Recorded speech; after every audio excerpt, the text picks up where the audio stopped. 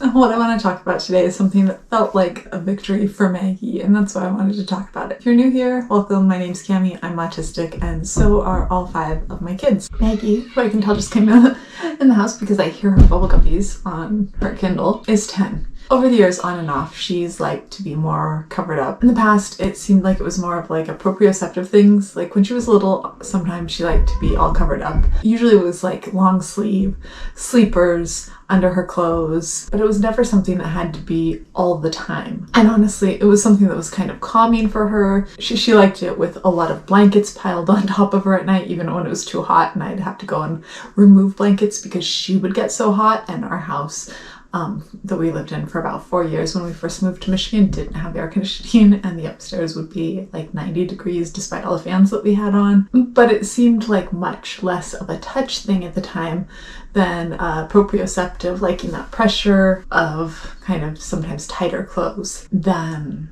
necessarily a touch avoidance thing. I knew that she didn't like her hands being touched lightly, and I knew that she didn't like her skin touched lightly either, but it never seemed like that much of a touch issue at the time. However, last year, around the time the pandemic started, she decided that she was not going to wear anything that didn't have long sleeves or long pants. Maybe it was actually before that and I just didn't notice because it was winter, and in winter in Michigan you don't wear shorts or short sleeves. But when we made the transition from winter to spring and summer, she was not going to wear short sleeves or shorts or skirts or dresses. And Maggie had always been a girl that wore shorts and dresses. Everyone always made comments because Maggie had very specific taste. She let us know what she liked. If Maggie didn't like clothes that I bought for her, she refused to wear them.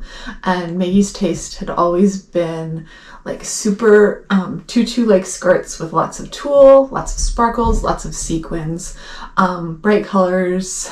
The Jojo Siwa section in Target, that was a good fit. Very sparkly, very bright. I did a lot of stretch pants under her skirts, just because she liked to run and, swing. I did a lot of shorts in summer under her skirts for the same reason. But she always very definitely had her own style. She liked big bows when she was tolerating things in her hair. Sometimes she wouldn't. But yeah.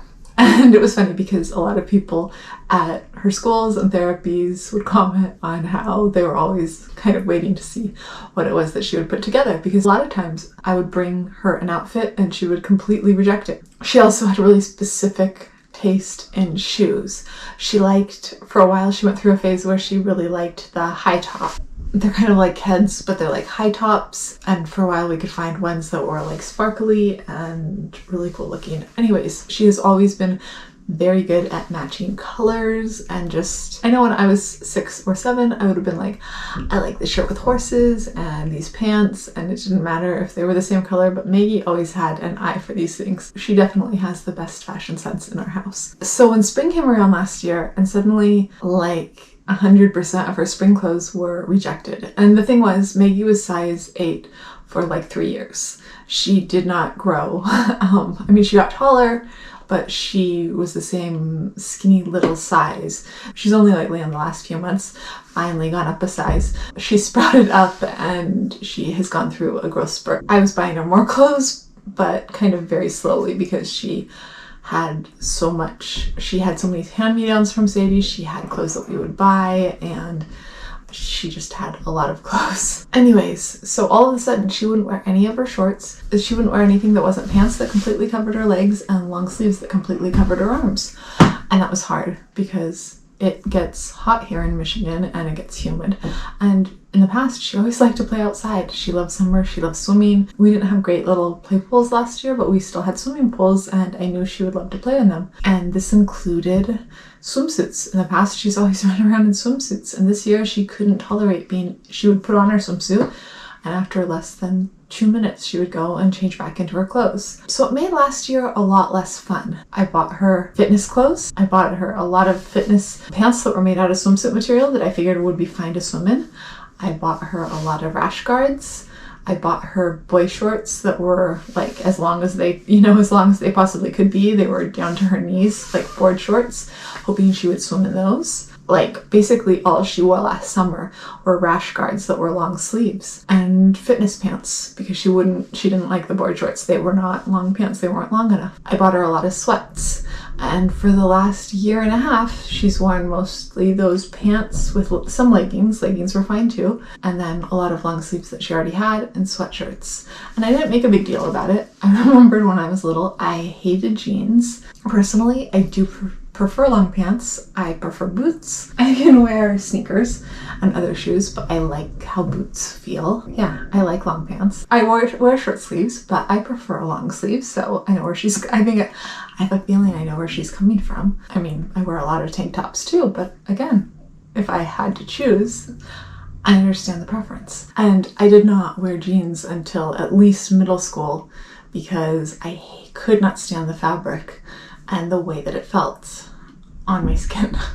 And it was only horses, special interest, that finally got me to wear jeans and boots. I just didn't push it. I figured either she would eventually wear shorts and the short sleeves or she wouldn't. I just didn't make a big deal. I didn't even comment on it. I just let it go. About a week ago, a little over a week ago, I was getting a leotard out for Tessie because Tessie's the opposite. Tessie believes clothing should be optional everywhere. This actually bothers me this bothers me quite a bit more than the long sleeves, but again, I pick my battles. In time, this will pass too. So, I was getting a tutu out for Tessie because a tutu is one of the few things that will motivate Tessie to stay dressed. And I saw that I had one in Maggie's size there that I had found recently. And Maggie's been talking a lot about ballet and ballerinas, and I thought, why not? So I brought them both upstairs, and I got Tessie dressed in her tutu. I said, "Hey Maggie, I want to be a ballerina with Tessie." And Maggie smiled and got all excited and started talking about ballerinas, and she got dressed. And she wore it for the whole entire day. It was so weird seeing Maggie dressed in something with no long pants and no short sleeves. And the next day I brought her long pants and short sleeves, didn't say anything.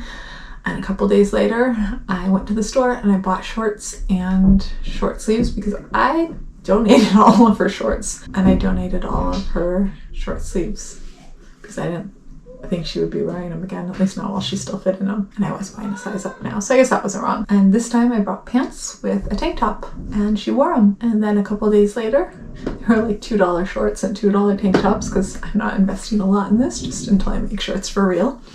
I brought out the shorts, which said mermaid on them, with the tank top. Actually, I brought out a choice of 2 pairs of shorts, and she chose the mermaid shorts with the pink tank top, and she put them on and she wore them for the rest of the day. And it was so awesome. She has decided that she's ready to wear shorts with short sleeves again, which is good because I don't want her staying inside this summer because it's hot outside and because she doesn't want to wear her bathing suit because the sensory issues.